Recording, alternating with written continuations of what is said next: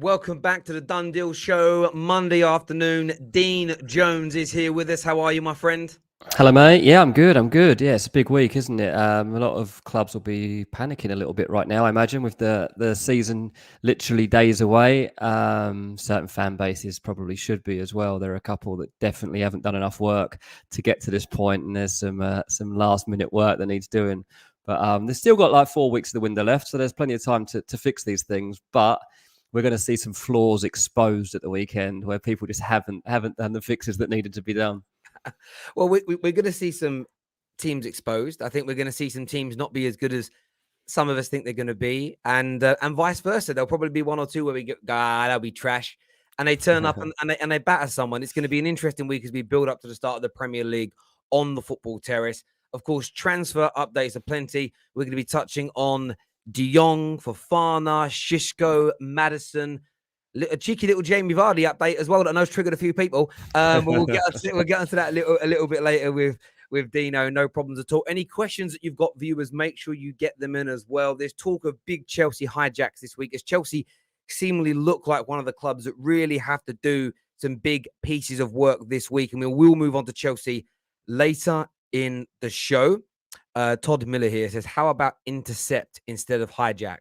Yeah, gate crash is another word I quite like now. I think we need to move away from hijack, maybe into gate crash or mate. It's back to my tabloid days. This is you just sit there trying to think of new ways to describe a situation that we're going to like fit into an intro and turn into a headline. Yeah, exactly that. Because sometimes I'd like to make the title exactly what's going on, but it's too long and complex. Yeah. Someone said to me the other day, "Oh, you said it's advanced talks." I said, "Well, the talks between the agent, yes, like when they're like." Intricate detail of the salary, the bonus, the shirt number, how much it's going to cost. The only advanced moment after that is a bid, right? I said, so that's advanced talks. Well, why didn't you say all that? What, you want the title to be Manchester United hold talks and discuss shirt number in the title? It doesn't make sense. It's not how it works. Yeah. Also, there's not like a set rule on what these things mean. It can mean whatever you want it to mean. People just get too stressed out, man. In transfer time, it's supposed to be a time when really it should be quite exciting, and people just get stressed. I mean, I get stressed because it's my job, but that's all right.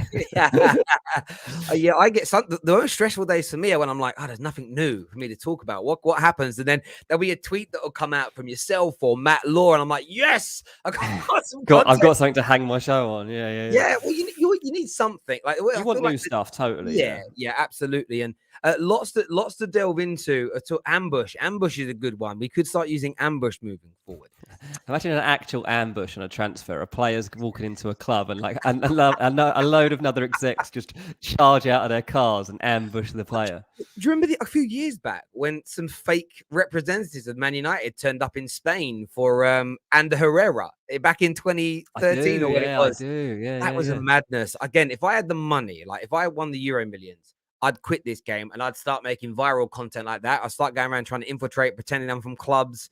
I'd love to do it. I'd love to be some great stuff, couldn't there? Yeah, that'd be a laugh. Or one of the best things I ever saw Talk Sport do is when they go around a football ground making up player names, saying, "Oh yeah, I heard you guys are about to buy Bend Over," but you make him a bit more obscure than that. And another one they did that was great. They got a guy who looked like a footballer, tattooed up. They got him walking around Stamford Bridge, and they had fake paparazzi taking pictures. And then they were asking people, "Oh, do you know who he is?" And we're going like, "Yeah, I've been watching him for years." That's the sort of stuff I'd love to do. I would. There we go.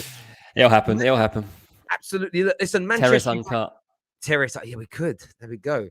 Terrace Uncut, behind the scenes. I think my OnlyFans are going to come out before that, but we that's for a conversation for another day. On Manchester United, talk started to emerge last night. It's picked up more pace this morning from the likes of Samuel Luckhurst. Confidence still seemingly brimming at Old Trafford regarding Frankie de Jong. We know the fee was agreed a few weeks ago. What's the latest there? And I know you said a few weeks ago, word on the ground is that this deal is still like on the cards to happen. Is that still the case, or has it changed somewhat in your opinion? Yeah, no, I think it's still the same case. And I mean, I think like we all live in this world where we're exposed to these headlines and stuff every single day. And like the people around these deals obviously don't do that. And Man United's recruitment staff are just very much trying to like keep the noise outside to a minimum. So they're not fussed about whether Chelsea are being rumoured to be making a bid. They're not fussed about whether Frankie de Jong is being reported in the Catalan press to not like Manchester. Like they've made their own inquiries to Frankie de Jong and his people to understand whether he could be interested in this move. And their understanding is that he is. So they are going by what they've personally heard and can't be swayed by anything else that, I don't know, is intangible, I guess, in the headlines. Now, obviously, you do need something to happen for there to be a breakthrough in terms of a transfer. And to be honest, so would anybody else. So Chelsea, whether they do come to the table, that's fine. But they still need the issue of the deferred wages to be sorted out. So what would happen with that? Now, I think there is some interest from Chelsea in Frankie de Jong. I don't believe it's close to what Man United have and the reports they have and the spot in the team that is literally existing for Frankie de Jong right now. I watched Man United play on Saturday, and the role alongside Fred is made for him. Like, I think McTominay played there, but it's like they don't seem to be playing with quite the same pivot. It's almost like their second is a bit more advanced, and that's the link-up guy. Frankie de Jong would fit so well into it, so I think it's made for him. I spoke to someone today, and I was like, what do you think could make a breakthrough here? Like, what could give? And he's like, I mean, an obvious way around it would be to put some of those deferred wages onto his Man United wages. Like, you're going to have to increase what he would get to help him make the decision to leave Barcelona. And that's probably easier said than done. But I guess that's the sort of things that Man United are going to have to be considering right now. Like, what is their personal offer going to be to Frankie de Jong that entices him to make this move to Old Trafford within the next month? Like, it seems pretty clear to me that there's not a role for him at Barcelona. But of course, he's perfectly entitled to hang around and wait for the money that the club owe him. And if he's not going to get it from them, he wants to know where else he's going to get it from. It's fine. It's a lot of money. Yeah. So, but United do have that role. They need it filling. There is nobody better in my eyes than Frankie de Jong for the specific role that Ten Hag has in that team. We spoke last night, and I think everything you said there, is spot on. I get the feeling this is about who breaks first, Man United or Barca. The fee is the fee, and I think that there's been some restructuring around how much gets paid up front first, but the fee's been pretty much agreed for about 4 to 5 weeks between the two clubs, according to most reports. It's been about these deferred wages, and I don't think that's changed.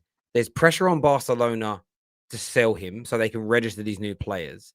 There's pressure on Man United because you listen to Samuel Luckhurst today. Ten Hag isn't bought into the replacements. He's not looking at the alternatives, rather than replacements, and he's thinking. Yeah. He doesn't think they possess the capabilities to bring his philosophy, his style to life in the Premier League in the same way Frankie de Jong does. So it comes down to who bites first, whose nerve sort of remains for the longest period of time. And what's interesting, I was talking on a podcast last night, and if Man United do end up paying his deferred wages or a percentage of them, there is fear in the Man United fan base. Once bitten, twice shy. We've overpaid for Alexis Sanchez. Di Maria didn't want to be here, amongst many other signings that have come in and just not, earned loads of money and never really been good enough, bought into the club and right for us. So you always worry that you stick him on 400 grand a week and you're going to create those same problems. However, if he comes in and he delivers for Erik ten Hag, how Erik ten Hag believes, nobody will ever mention his wages ever again. It becomes a bit of a moot point, as it were. It's that for me is where this balance comes in, and it's a big gamble from Man United because the last 9 years things haven't gone as well as we would have liked. The only difference I would say this time around is we have football people making football decisions. Are we getting things done as quickly as we want? No. Is everything fixed at the football club? Absolutely not. But even so, over the weekend, certain United fans outraged that Sir Alex is back on the ball, that David Gill is back on the ball. Oh, this club never learns. Well, what are you talking about? None of those guys have had any decision-making power for a decade, and the club's fallen away. You've asked for football people to come back, and the two most successful Manchester United people, board-wise or decision-making-wise, since Sir Matt Busby, are now back on the board to advise and actually have their opinions listened to.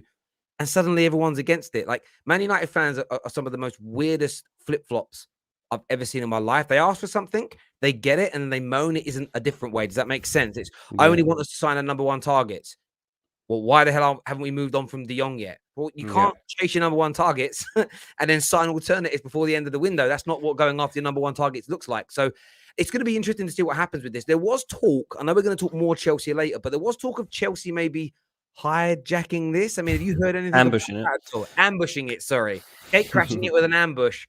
Is there any, do you think there's any truth in that? It's just not their priority. That's the thing. Like De Jong is Man United's priority right now. And signing Frankie de Jong is not Chelsea's priority. In fact, he's far from it. Like the two areas they need sorting out are defence and the attack. The midfield at the moment, they've still got together, so they're okay. Don't get me wrong. Obviously, his name has come up in conversations because they've been constantly talking to Barcelona about things all summer.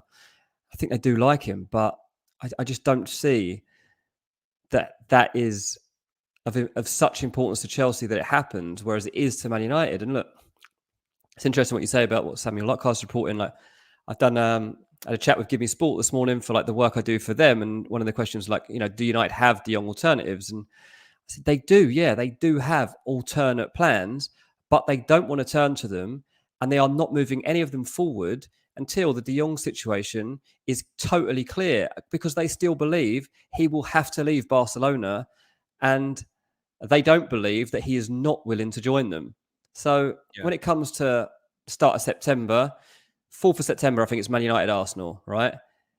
Everything goes to plan. Frankie de Jong features for Man United against Arsenal on the 4th of September, and this is all water under the bridge, and they got their man. If he's not in the lineup by the time it comes to Man United v Arsenal, then either they found a replacement that is classed to be as good as Frankie de Jong, or they're in trouble and they're probably not going to meet the goals for where they wanted to be in the season, because it is still a massive hole. And you could tell from watching United and, mainly the first friendly that they played this weekend, but in either of them really, that they are still a player short in those positions. And don't get me wrong, they're one short up front as well. Jadon Sancho not being there was a big miss, and United can't rely on Elanga. Like he's still learning. They need somebody else to be brought in to the attack. So yeah, two big holes that need filling for United. They might be okay for a week or two with the team that they've got and the momentum that they've built in pre-season, but they know that this is not good enough, and there will be more players coming. There we go, people. Make sure you're smashing the like button, the share button, and subscribing to the Football Terrace. Very, very important that you get that done. It truly, truly is. If we hit 1,000 likes while we are live, we will gift 20 free memberships for you this week. All of our brand new membership content starts on the Football Terrace, so make sure that's done. There are quite a lot of overlapping Chelsea Man United stories that are going around today, one of which that I've kind of seen, it's more been from fans, but I wanted to get your take on it. There's reports that Ziyech could leave Chelsea for as little as £8 million, which has triggered a lot of people to ask the question, could he be someone that maybe Ten Hag turns to? Of course, got brilliant performances out of him at Ajax. Is there anything, have you heard anything along those lines, a sort of Ziyech reunion with Ten Hag at Man United? I mean, it should be. I mean, I haven't since the beginning of the window. At the beginning of the window, there was a fair bit of noise around it, like particularly speaking to people from the Netherlands that had worked closely with Ten Hag, and you were talking about, the kind of players that have thrived under him, players that could potentially move to Man United, and the spots that were opening up. And Ziyech was a player mentioned as like, look, he would be an ideal fit if he becomes available. It seems like a no-brainer to almost link him, because it's there. Like all the pieces are there. He fits the player fits the role. The role is wide open. He improves the quality of the attack. Now, I haven't actively heard that United are pursuing Ziyech, but they should be, in my opinion. Like, especially if Antony's being priced out of a move, you've got to be careful who you're going to replace him with, whether that's, a wide forward or you decide to go for a centre forward instead. Like, it's got to be a player, in my eyes, that understands Ten Hag, or that Ten Hag knows 100% that he can convert into this system and get into his mind very quickly, that he hits the ground running. That's the thing with this Man United team. Like, they are learning a philosophy of football. And it's not just the team even. Like, even the backroom staff are learning Ten Hag's way. Ten Hag has this overall vision, and he then sets it out on and has each people in his backroom staff with dedicated roles to bring it all together. And they're still working on that happening. That's why like Ronaldo can't figure at the moment really heavily, because like he isn't part of that setup. He doesn't understand it. And you can't just play 45 minutes and be like, okay, you're ready to play against Brighton. So let's wait and see. But I think that personally, I think Ziyech is a great player to turn to towards the back end of this window. Well, the thing is, it hasn't worked for him in the Prem, and the question remains whether it's he isn't suited to Premier League football, or whether or not it's just the marriage between him and Tuchel's style, system, and philosophy comes together. If the prices of 8 million, 9 million pounds are to be believed, that's when I look at it. If someone said 35 million for Ziyech, if I was making the decision, I'd say absolutely not. But if suddenly you can pick him up for 8 million pounds, or you can pick him up on a loan with an option to buy, and they're still asking for 100 million for Antony. I mean, Antony's going to be no more expensive this time next year, irrespective of how good his season is. So it's almost a case of you might be better off, especially if we end up having to pay an extra 200 grand a week to De Jong in his wages. It could end up being something Man United look to sort of explore. It wouldn't be a major shock, as you kind of you say in relation to that. Yeah. I think that they're. I'm just going to say on Antony, it seems to me that they're just trying to price him out of that move, and they probably have. If they're genuine about that price tag that's now on his head, United can't pursue that. No, sorry, I was taking a glass of water there. That's right. I agree. 100 million pound. If they don't lower that, if there's no way of bringing that down, I just don't see. It's far too much money for a player at his stage in his career, as you say. And if he scored 40, if he got 45, 50 goal contributions this year, maybe then you could say, okay, well, you're looking at a player that's now scoring and assisting at that rate.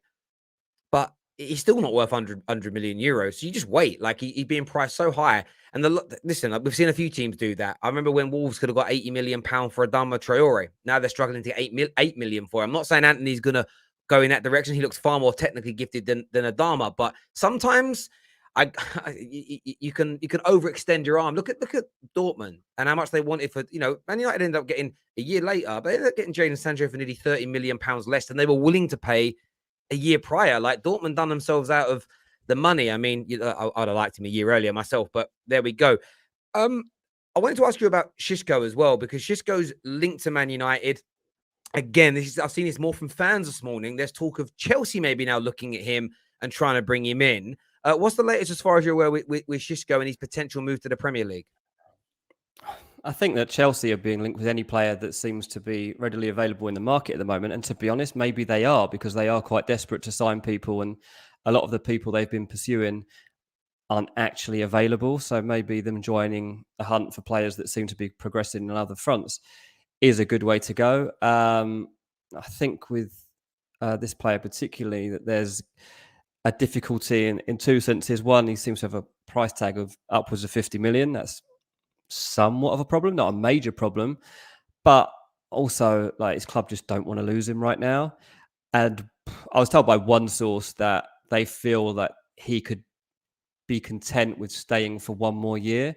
So that's one side of things. The other side of things from Man United is that if you're signing someone for 50 odd million pound, let's be honest, like most of the fan base won't know too much about him. But at that price, you're expecting quite a big return.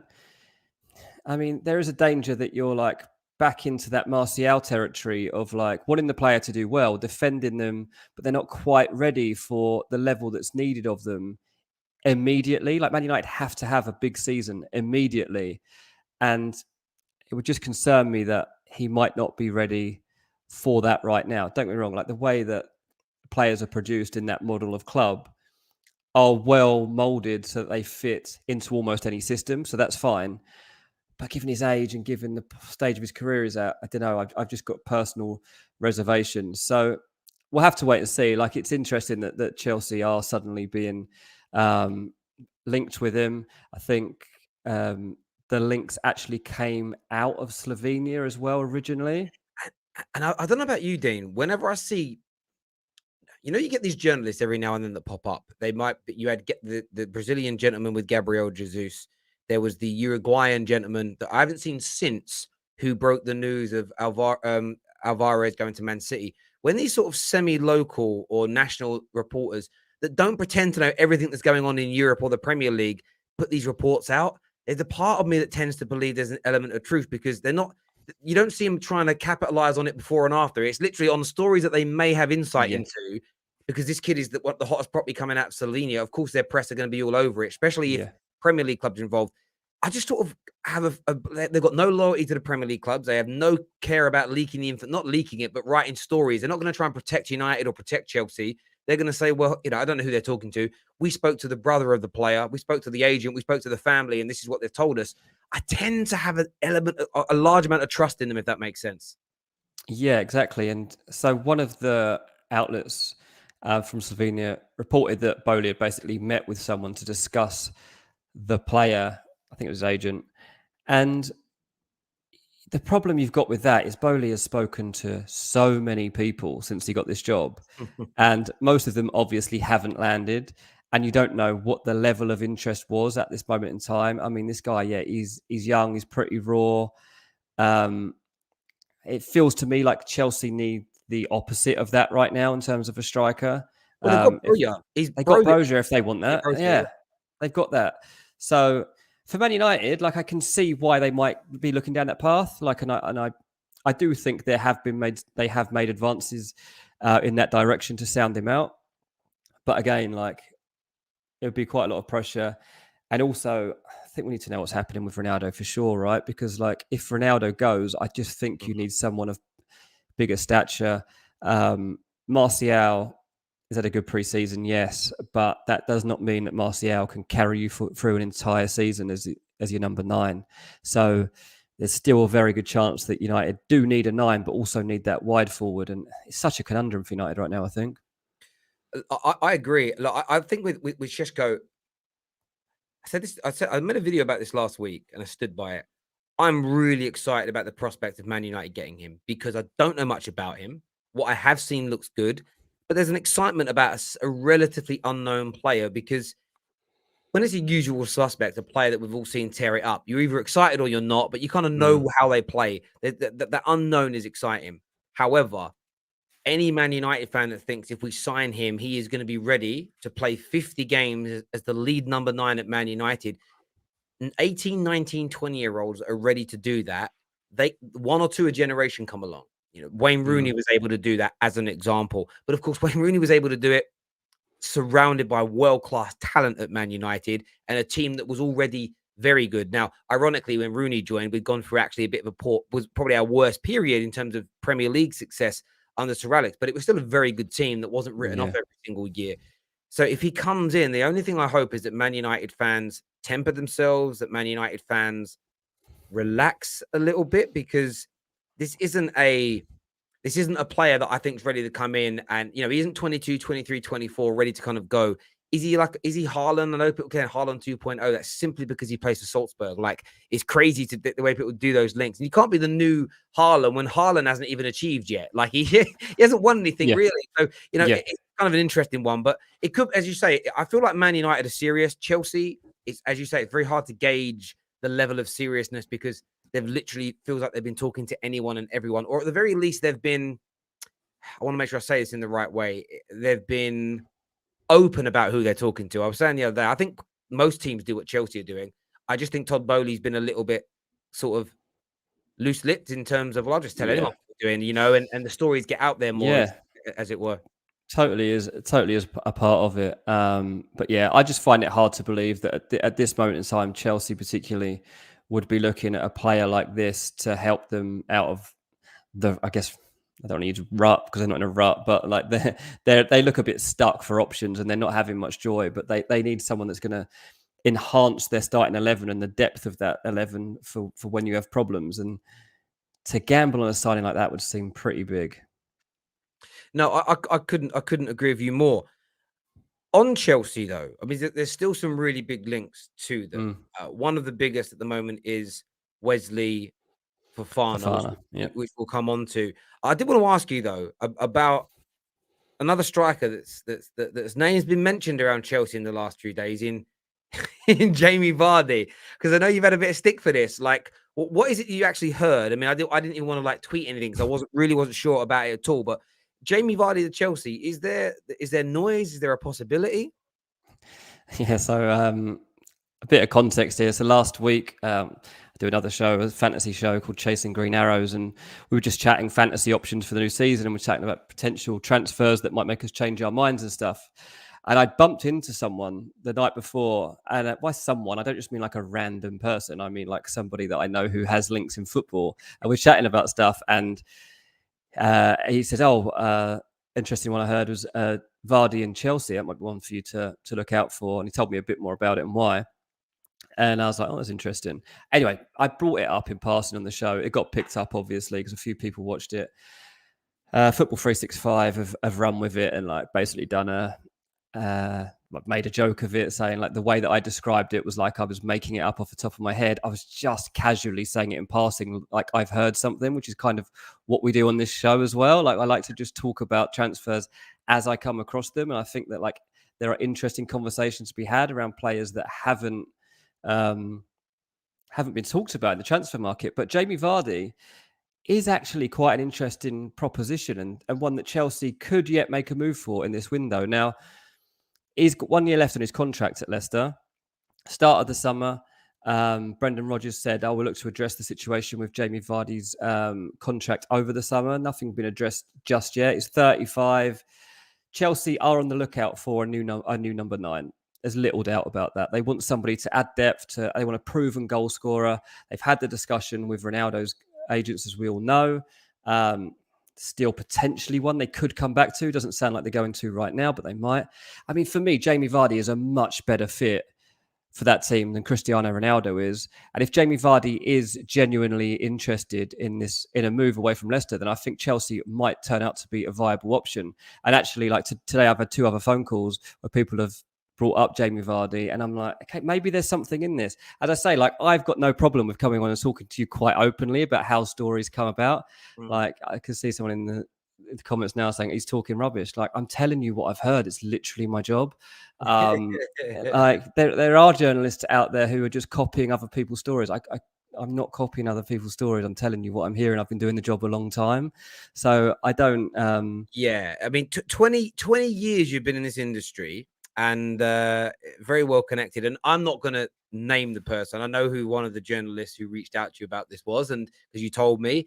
And again, if Dean was being I know this is a bit of an awkward thing for me to say in front of you, but if Dean was being a twonk, he could name the journalist that spoke to him about this Vardy deal, and you'd all turn around and go, "Oh, it must be credible then," because of where Twitter ranks people. So I'm just telling you, like it is. Dean has not said it's going to happen. It says someone has just brought it up. Now, interestingly, I've read this in this article that says like this is how like transfer bullshit can be created. It's like, well, yes, because people like you are writing a story about it without listening to the context.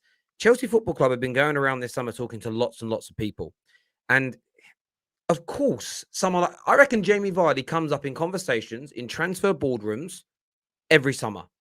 I bet you all the top clubs at some point mention Jamie Vardy when they're like, we need someone for a year or 2.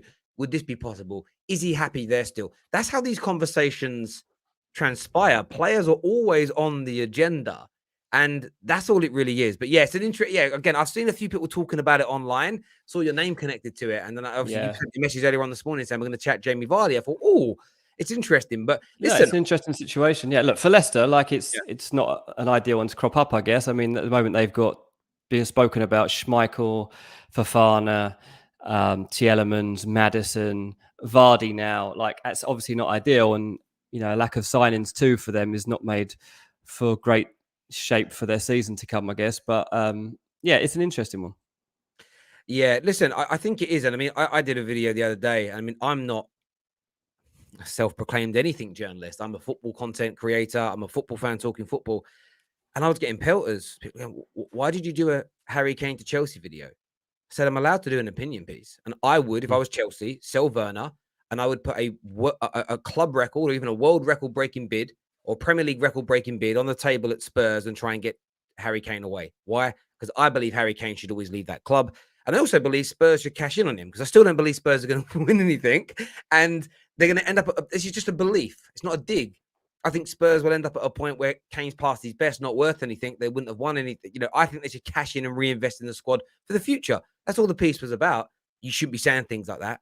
Why? Football fans can't give opinions now. Like it's that's what you said earlier. The transfer window really fries the brains of some people. They hear an opinion and they take it as like this. You hear loose stories. Oh, you're good. You're going to start tomorrow. You know, you didn't say it was advanced. You didn't say that things that Let's just you say know. look out for it. Like Sometimes I told you before, Dean, you need to become a bullet point journalist. You need to have a little phrase. You need to have like listen, it's not a dig at like Gerard Romero. I think he's brilliant. I watch him a lot. He makes me die. But with the whole things are heating up or things are cooling down or, you know, things are hot, hot, hot. If you just had like little sayings that were very vague and didn't mean anything, people would probably listen a bit more. But could you give maybe, mate, detail? maybe, But Ben Jacob maybe. Ben Jacob goes into like real detail about the process. And people go, oh, he's just waffling now. Tell us, is it happening or not? So it's never as simple as is it happening or not. Like it's Yeah. not really how transfers work. But there we Yeah. there There's we also, go. you know, journalism works in so many different ways. Like some journalists will be just very in with one club. Typically over like a course of a career though, like your contacts move around. And like even if you started off reporting on one club, like the players move around, the agents move around, their players go to different clubs, and you end up reporting on a more general basis too. And so sometimes you have real insight on one particular subject. Sometimes you get a more broad view of like what's happening elsewhere. So there's just all sorts going on. No, absolutely. I totally agree. On Fofana, Ben, a lot of people are asking about Wesley Fofana. There's talk of 75, 80 million pounds bids being needed, but the interest from Chelsea feels really strong and genuine. It is strong and genuine. I think that what helps them in a way is that Leicester have always had a realistic view of how long the players expected to stay with them. One contact I spoke to said that actually Leicester kind of had in their mind that Fofana would be gone by next year anyway. So by setting the bar high now in terms of a transfer value, it kind of suits them. They absolutely don't want to lose him, of course. Like he's a really, really good player, and the season's about to begin. But I know the player is interested. He's had his head turned a bit by it. There has definitely been discussions around it and the potential it would take for a personal deal that happened last week. So there is definitely a chance. I'm just not convinced at the moment that Chelsea can meet that asking price of 70 to 80 million pound. In fact, like the journalist that you mentioned that I was speaking to today said he sees no chance of them meeting that price tag. Like it's too high right now. And after all, the way that the Koundé deal was dragged out, for example, over the price tag that he was, doesn't really see it happening. I think Chelsea have a lot of balls in the air, and whenever you talk to people about their approach to the transfer window, they're not just going after one player in one position anymore. They are going after 2, 3, 4, maybe even 5 at times, especially when it comes to centre backs. So it's difficult to narrow down if they are definitely going to bid on a player. But for Fofana, 100% interest. They definitely like him. He's a really good player. I think he'd be a good player to have in the team. Yeah, look, I rate him really highly, and I think as you just pointed out there is that Leicester had that run, and I'm not digging them out, where they looked like they were on the edge of maybe even becoming part of it used to be a top 4, then it was a top 6, and they looked like they really could cement themselves as being part of the top 6, as it were. And it was kind of like it's sort of fallen away. Like it hasn't happened, and they don't look like they're gonna go big, if that makes sense there. And yeah, it's a very, very intriguing one for me to sort of see the direction that it's going to go in. But it's about meeting that asking price. And of course, the other rumor and the big Chelsea hijack as the headline this show is Cucurella. Now, Cucurella, there's reports that Chelsea are confident of reaching an agreement. There's talks that they have told Brighton that they're able to meet and are willing to meet the 50 million pound asking price. I mean, Cucurella to Chelsea. I mean, there's some saying that he might come in as a wing back. There's some that saying that he might come in as the left-sided centre back in the back three because he's played there a number of times for Brighton, as everybody knows. I mean, that's a cheaper option than Fofana. Gives them a bit more versatility, and it also stops Man City from strengthening. I mean, would you say that at 50 million would be a more viable option at this point? Yeah, I mean, look, that would be a win on all fronts if it could come together. There's no doubt that is also extremely strong competition for Ben Chilwell if he is being played as a left wing back. Seems unnecessary if they're buying another wing back. So left centre back would make would make more sense. Obviously, it would also intimate that Alonso would be going, which we know that Asby and Alonso want to go this week. So I don't know exactly how he fits in. To be honest, I was quite skeptical of the story initially, because when stories like that emerge, it's often a case that they're trying to get the other buying club to actually just up their offer and buy the player. So I thought it probably is the case that they just want Man City to pay the 50 million it takes. Chelsea seem like a club that kind of chaos merchants in the transfer market right now might do it, but actually seems to have some substance now. I'm still not wholly convinced by it, but yeah, it's definitely got legs, and a hijack or an ambush might be on the card. Man City, the thing is, Man City want him, and he wants to go to Man City, so it's still really difficult for me to see how that doesn't happen. You know. Well, this is the one thing. This is what I would say to Chelsea fans. Listen, the journalists reporting on this are credible. We know that Chelsea are active in this market. We know Chelsea are, to quote that meme, they've been around. Like, they're out there. Like, you know what I mean? They're in the road. They're doing their thing. But it's about now what Man City do, because Man City have said this whole time, we're not willing to pay the money. But this happened with Man United and Man City with it didn't work out very well for us, but with Harry Maguire, we were saying the whole summer, we are not paying the asking price of Maguire, and we're not paying it in a lump sum. And then Man City turned up and said, we're willing to pay the asking price in a lump sum. So then Man United were put into a position, you either match their offer or you lose out on the football player. Now, I'd have loved to have missed out on that now in hindsight. Yeah. But when you actually look at those situations in real time, it isn't always as simple as that, if that makes sense. Like, it doesn't always work out that way. So it's going to be intriguing now to see what Manchester City do. Do they come back in with a new bid of their own? Do they come back in and match the offer? Like, it's going to be an intriguing couple of days now surrounding this deal, or maybe not. Maybe City get this closed off. Sorry, Chelsea get this closed off really, really quickly and kind of move on from that point. Yeah, absolutely. Yeah, as you say, it's gathered pace, and everyone's favourite Fabrizio's even tweeting about it. So it's obviously got substance. I know that other journalists are now scrambling to chase this up, because it has got momentum.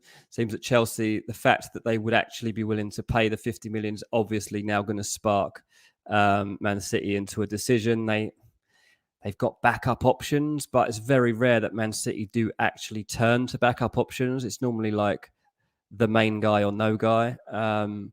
So let's see whether it does spark Man City into action. Yeah, it will be interesting. I mean, and he's a very good player as well, isn't he? He's one of those individuals where I was saying to the other day about Chelsea missing out on Jules Koundé, and I was kind of like, well, Chelsea should miss out on him. They should just hijack whoever Sevilla are going to buy to replace him. In the sense of, sometimes these clubs that are smaller than the big Champions League boys, it's almost, why spend like 60, 70, 80 million pounds on the guy? Buy the next one coming through, you know, as opposed to the one in the here and now. It makes a little bit more sense, but certainly a talented player. Yeah, Alex Grimaldo, I was going to say, is the guy that was like the backup option for Man City. It's been spoken about a little bit in the last few days. I say there aren't normally backup options talked about. So when that story started to break a bit, and you check it out, and there's actually something to it, it does make you wonder if for once City won't go through with it. The thing, if there's ever a club that spends 50 million on fullbacks, it's Man City. Like, they do that. It's such an important position to Pep that it's very rare they wouldn't go ahead with their main target, especially if the price difference isn't that far from where they're already at. So let's wait and see whether Chelsea can stump them. Like you say, it would be a big win for Chelsea to stop City from strengthening. Yeah, absolutely massive on all fronts, and a very, very good player, as you mentioned before, at that kind of level. In terms of the outgoings from Chelsea, we mentioned Ziyech already. There's talk of Werner leaving. Is there kind of any updates on players that could be leaving at the same time? Yeah, I mean, it's a big issue for them right now. Obviously, like, trying to figure out like who stays and who goes, and getting the balance right is difficult, because you don't really want players leaving if you can't replace them quickly, and that's part of the process why people like Brozier are still hanging around at the moment. I know that is a situation with Werner whereby he obviously wants to go. Newcastle are interested in Timo Werner. He's not especially interested in joining Newcastle. I think he would rather go abroad, from what I'm hearing. Batshuayi and Ross Barkley both linked to Everton. I think there's definitely something in the Ross Barkley transfer. Batshuayi is one that's going to come into the equation. I know Billy Gilmore's been talked about too. Frank Lampard obviously turning to Chelsea at the moment at a time when Everton have to pad out their squad. They've got to get a stronger team for this season. And then you've got Azpilicueta, Alonso, Pulisic, Ziyech. Like, there's just so many situations up in the air at the same time when they are looking to sign like 4 players themselves. You've got to balance it out and make sure that they happen almost simultaneously, so you're not left short. But it will happen, like these guys are not all going to hang around. No, yeah, and as you say, there's a number of players that have got to go, and I think that's also holding up some of the incomings for all clubs as well. Like, Arsenal still want more players, Man United want more players, but there's so much. And I don't mean to be rude, but there's so much. There's still a lot of dead wood at all of our football clubs on relatively large amounts of money that kind of need to be moved on so that the team can kind of progress, move forward, and change things up somewhat. Yeah. Another player, obviously we've touched on Fofana. Another player at Leicester seemingly looking at a move is James Maddison. Spurs heavily linked. Newcastle now submitting bids. What's the latest with James Maddison and his potential exit from Leicester? This is one of those hearsay ones that I mentioned a few weeks ago that I just make up. So, touche. But no, like we obviously spoke a while back about Maddison and the fact that he could be one of the players that leaves Leicester if the price is right, and the reason being that like Leicester, something's got to give at Leicester. Like, somebody needs to go, and it's going to have to be somebody of some significance for them to strengthen the squad. So we're in a situation now where James Maddison has had an approach from Newcastle. The offer that Newcastle have put to Leicester isn't enough. And they've got to decide whether they go back with us for a second bid. Now, they have not been encouraged to go and bid again for James Maddison. And I don't get any signs so far that James Maddison actually wants to join Newcastle. From what I hear, James Maddison wants to join Tottenham or Arsenal. So if he's going to leave Leicester, one of those two need to come forward and make an offer. That's the latest I've heard, that Leicester still might, they will offer James Maddison a new contract to stay. I do think that he's ready to go and try himself elsewhere. Doesn't seem to me that place is likely to be Newcastle, unless Tottenham and Arsenal are like totally not interested in this situation. Yeah, I mean that's what's. I mean, Newcastle are just in that place. I mean, they've also put a bid in for Jack Harrison, I believe. They're just kind of they remind me of the early days of the Chelseas and the Man City's more so, where it's okay, well, we can't get this guy, we'll bid for this one. It's almost, as long as we're improving on the quality of our squad, it doesn't really matter. It's about those step changes, as it were. But honestly, I feel like, again, Spurs need to try and sign him. I've been a little bit, the longer this window's gone on, and I'm doing my previews this week, so I'll start talking about it more, but I've been the longer the window goes on, the more I'm underwhelmed by Spurs' business. Not they're going to do badly. It's the whole six thing. I'm sort of like, you put this in my head, by the way. I've been thinking about this, and it's because of you. But yeah, go on. Well, they've signed 6 players, but have they really? Have they signed 6 players that the other top 6 teams would want to go after? An example being, you kind of look at Basuma, amazing. I think Jed Spence goes into that category. Richarlison splits everybody's opinion. Perisic is good for a year, as an example. Everyone kind of laughed at Longley. They're including a backup goalkeeper as one of their 6. And it's almost like, it's good, Summer, but it isn't as amazing as I think everybody was kind of making out. And that's only really when you see everybody else making their signings, as an example. And I'm not saying it's been Man United has been better, which is the first thing people will throw at me. But I kind of look at you sort of look at the players that Arsenal have brought in so far and the instant impact they've made in pre-season. You can't, I know Fabio hasn't kicked the ball yet, but you think that's really good. You know, Liverpool have only signed 1 player. They maybe need a little bit more. But I kind of look at Spurs, though, and think, if you add James Maddison to that and you add that extra bit of creativity, I think that is where you go, wow, Basuma, Maddison, that's your whole core now is strong. Does that make sense? The core, you've got that. I don't know. For me, that's what I'd like to see for it to be a really good summer for Spurs. I think there's a difference, though, because the pieces that they've brought in are core pieces of the squad that make them much better in terms of a squad, in terms of depth. So all the pieces are now there. Antonio Conte is much, much happier than he was back in May with the choices that he's got to make. I texted someone today because I was trying to figure out like what Tottenham's first 11 will look like on the first day of the season and who would play. And the guy I was messaging is very well connected in terms of like getting the lineups. And he said, I wouldn't be surprised if Perisic is the only one on show out of the new signings. And that is quite interesting that because Perisic isn't even up to full speed at the moment. And Conte says this isn't even the player I recognise at the moment. But like you said, yeah, they've made 6 good signings generally. But like in terms of impacting the starting 11, it's not quite there yet. But what I think we've got to remember is that those 6 players were needed for the squad. There are 1, possibly 2 spots that they're still going to look to strengthen, and they will be those standout players, the luxury players, the ones that take your squad to that next level, that challenge maybe players in that starting 11 that weren't expecting to be challenged. That's where I think James Maddison should come into the equation. It'd be such a good fit. Like I think that Maddison would thrive, like stepping up a stage now, going into a team that's going to be difficult to get into, playing for a manager that absolutely demands everything from you in a different way to that Brendan Rodgers does. So yeah, let's wait and see what happens with Maddison. There's definitely going to be a few twists and turns before the window's out. Yeah, listen, I agree, and I'm not really having a pop at Tottenham. It's just a case of I just think it's been over-egged how good it's like the way they've made and maybe it's the way they've included Fraser Foster and they've included an old guy and a centre back nobody wanted. It's almost, and the way I look at it is this: I look at the players that City have signed, and I think I would have all 3 of City signings. And remember, Man United have reportedly not made enough signings this year, and I know we haven't to challenge back for the title, but again, it's all about what you believe in. I don't believe signing more than 5 or 6 first-team players in one summer is actually good for your squad. I think like it's too much. You need to gel them together. That's my. Once you hit 5, maybe 6, then I'm like, okay, that's enough now. But City have signed 3. I'd love all 3 of City's players in the Man United squad. I'd have liked Darwin Núñez at Liverpool in the Man United squad. If we sign Raheem Sterling, I'd be very, very excited. If we sign Koulibaly, I'd have been excited. So far, the other clubs have pretty much all signed players where I go, oh, I'd love them at my club. With Spurs, they've done it with a couple. But like honestly, I wouldn't pay £10 million for Richarlison. I don't think he's any better than what we've got, in my opinion, like in form.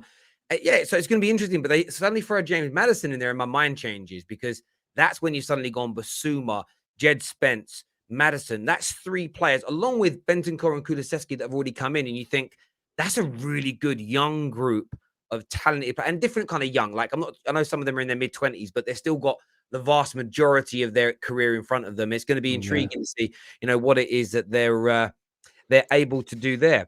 Yeah. We've got a super chat here that says, still no DM. Like I told you, Terry, Tuchel is a great tactician, not a director of football. They need a DM badly, and he'll probably get sacked for not getting one. A lot of Chelsea fans like Adrian think that Thomas Tuchel is going to get sacked this year. They feel like he's going to lose his job. I don't think he will because, I mean, he's the only football brain in the setup right now. Like Todd Bowley's not going to sack him because he doesn't know enough about football. And I think it's going to take time for the reshape of the squad to take place. And so, like, even if if Chelsea end up 10th, of course his job's going to be on the line. But Chelsea realistically can't fall that low given the standard of their starting 11. It's definitely a massive challenge for Tuchel, and it's not helped that he's been distracted during pre-season because he's had to help out with so much of the planning around transfers, which he hasn't really had to do before. And I know managers do want a say in recruitment, but when it comes to it, it's quite a lot of phone calls and work that's going on. It seems to have taken him away from the cut and thrust of preparing him in pre-season. Like the tour to America did not go well for Chelsea. They've come back. It seems like they're finding their feet a little bit just in time for the season to start. But yeah, the squad's not ready, it looks like. Yeah, I hear that, and I get the frustration. But Chelsea could end up being one of those teams that it looks like it's going to be doom and gloom for. But then they're one of the teams that comes out, wins their opening couple of games, and then suddenly everyone kind of relaxes somewhat. Yeah, definitely could be. They got a game as first game of the season. I think they got Everton away, so they got Everton. So it's even a bad Chelsea like Everton, because Everton had looked shocking pre-season. Yeah, like they could go down with Fat Frank. They really could go down. They might have.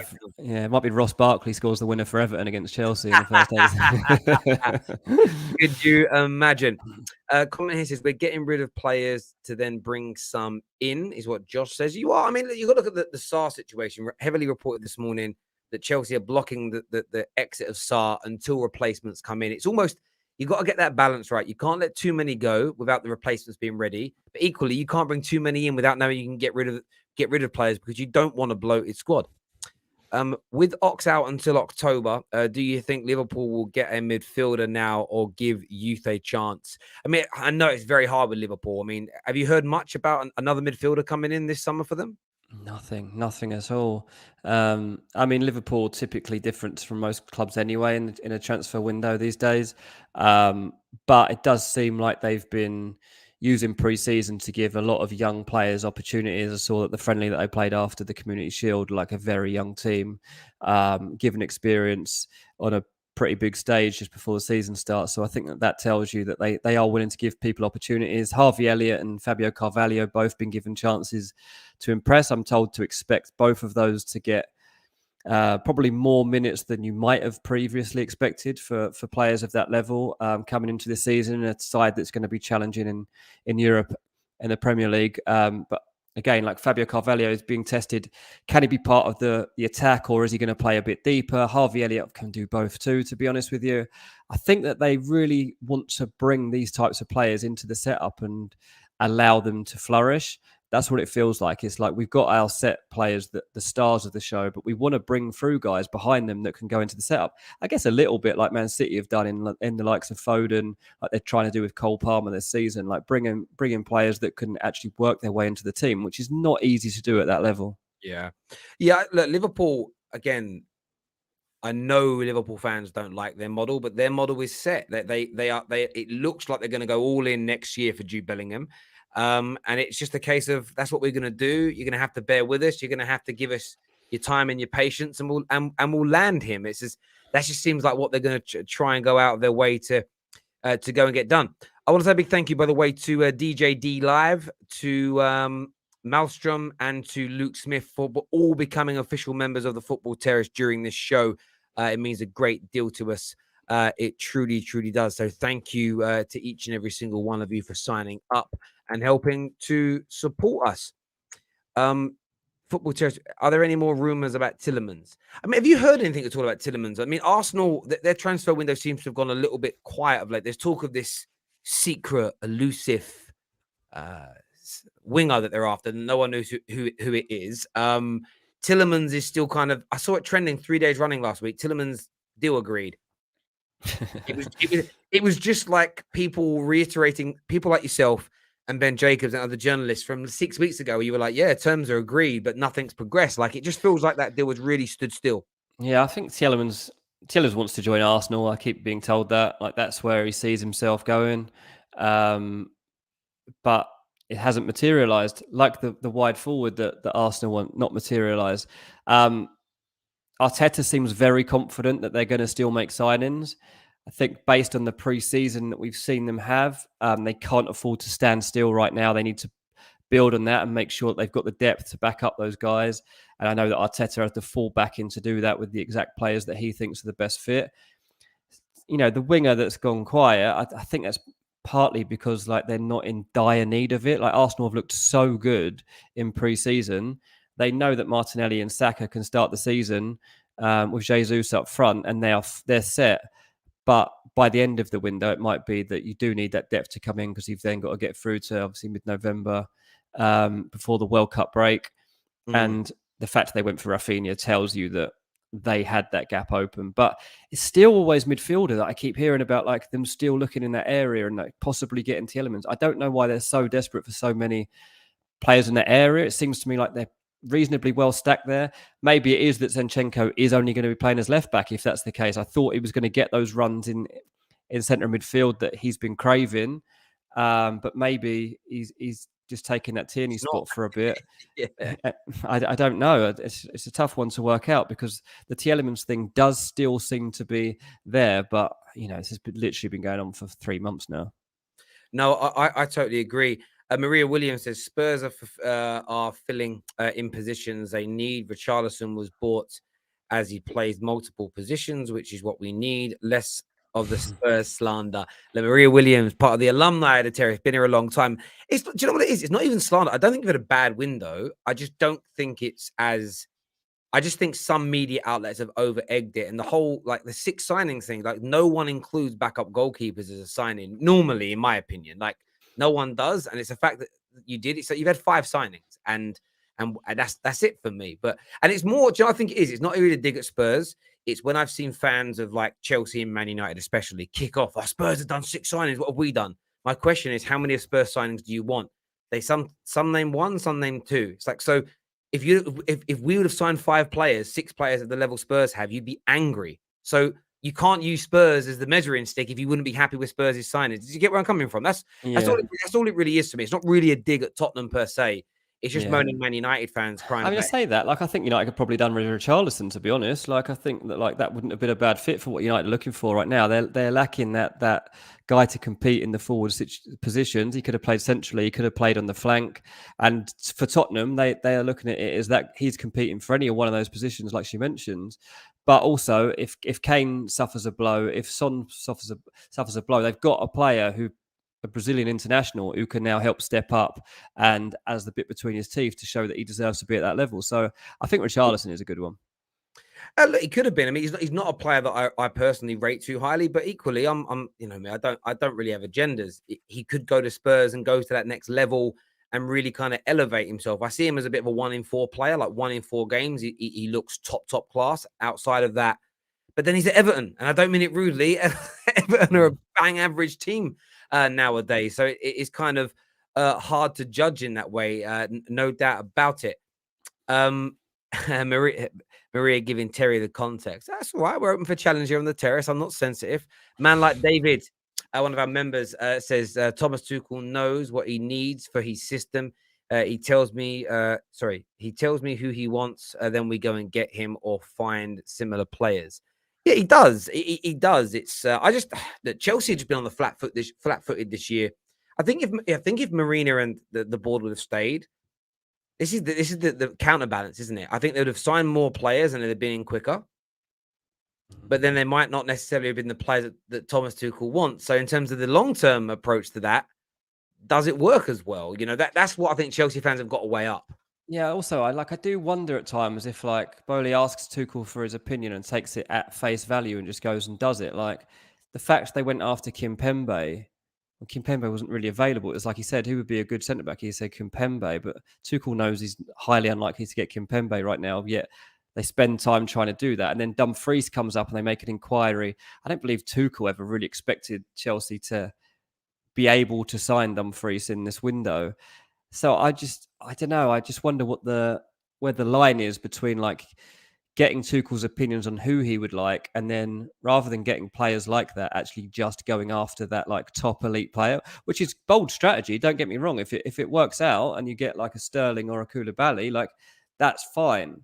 But most of the time, it probably won't work out because those players that Tuchel recommends probably not available. Yeah, I mean, it's a great shout, and I reiterate what I say. I think Chelsea have been so open with the media. What's crazy is this: I like the stories coming out. As a content creator, news and information coming out is great because you can talk about it. I feel sorry for Liverpool fans over the course of the summer. I've been watching some of their channels; they just have nothing to talk about. Yeah, because again, like they in their own world, they do. Oh, what we're going to do this year, but like some of them have been previewing the start of the Premier League for a month. I'm like, it's a month away, bro. But that's because there's no news that comes out. And yeah, totally. But the positive side to that as a fan is when you get deals done, it's packaged, boxed up nicely. It looks clean, surgical, crisp, nice. Where the Todd Bowley approach, look, Man United have this approach. It always looks messy because so much information comes out. But actually, when you break, are Liverpool really silent in the market, or are they out, or are there people out there talking to multiple clubs and multiple players at all times about potential deals? Every club I've ever been given information on, every journalist is, well, when clubs sign players, the second they sign them, they start working on who would replace them. You've got continuous lists that get updated all the time. Liverpool aren't the only club that's Liverpool wouldn't be the only club not doing that. It's just they don't leak any information, and I think that's, you know, I'd love to see Todd Bowley do this approach next year, but say nothing to the media and see whether people see it as like frenetic and crazy, or whether or not they suddenly go, oh, he's been a lot better this year. When indeed, Yeah. behind the scenes, the practices could be almost the same. Yeah, I mean, his methods will be adapted for next transfer window in next summer, I would imagine, and Chelsea will have a plan in place. But they didn't have much time to, recover from the takeover, get straight into the transfer window. Like, I do have some sympathy for him because he's literally come into a brand new situation, brand new job, brand new way of working, and is trying to adapt and trying to make things happen. He has signed two brilliant players, like we can't deny that. And it's just that he came in at a time when there was so much work needed and that a few things had started to fall away at the end of the Abramovich reign that probably weren't foreseen as problems like 6 months previously. Yeah. There's a comment from Dave just before we go. It says, any news? I struggle with pronouncing that guy's name. Vardiel. Yes. Any news or updates on him at all? I mean, everybody's looked at him, everybody wants him, and they're just not selling at the moment. So David said he's his number one choice. I think he would be Pep's number one choice. I think he would be Tuchel's number one choice. Yeah, there are a lot of teams that have been tracking this guy. When he eventually does leave, which will probably be next year, both these clubs will probably be back in for him. It doesn't look like there's going to be any breakthrough this summer at the moment. There we go. A super chat here says, it is a dig at Spurs, Terry. The fans are moaning because Spurs are addressing the players they need and doing their business, unlike United. And and listen, my guy, remember what the Football Terrace is about. Differences of opinions. I disagree with that take largely, but you can agree with it. And then that's it. I appreciate it. I just think it's wrong, but you're allowed to express. We don't block you for expressing opinions here. Some YouTube channels do. I find that very weird. I like being challenged. I like people telling me that I'm wrong. I don't take it personally because when I finish streaming, I get on with my life. I respect you, and you're allowed to have opinions that don't match mine. Terry, do you have any information on Arsenal and the winger? No, we spoke about that a bit earlier, Samuel, and there's no real update on that yet.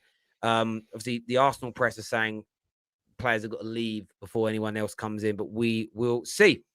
Dean, always a pleasure to speak, my friend. I really do appreciate it. Viewers, Cheers, mate. Not a problem. We're back at 6 p.m. for the Top 6 show, so make sure you're tuning in live with us. Maybe a done deal for Chelsea by then. Maybe another deal somewhere else is over the line. But we're going to start previewing the Premier League tonight, so make sure you're in here at 6 p.m. Until next time, take care. Goodbye. God bless. And we'll see you all again very, very soon. Thank you.